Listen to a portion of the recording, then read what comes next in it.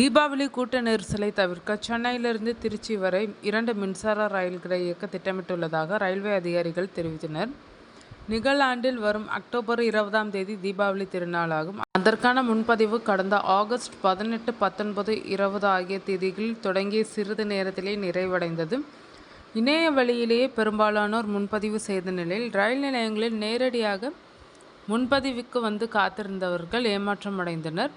இந்த நிலையில் சென்னை, எழும்பூர், தாம்பரம் உள்ளிட்ட இடங்களிலிருந்து மதுரை, கோவை, கன்னியாகுமரி உள்ளிட்ட தென் மாவட்டங்களுக்கு தீபாவளிக்கு ஓரிரு நாட்கள் முன்னதாக 11 சிறப்பு ரயில்கள் இயக்க ரயில்வே துறையில் அனுமதி கோரப்பட்டிருப்பதாக கூறப்படுகிறது.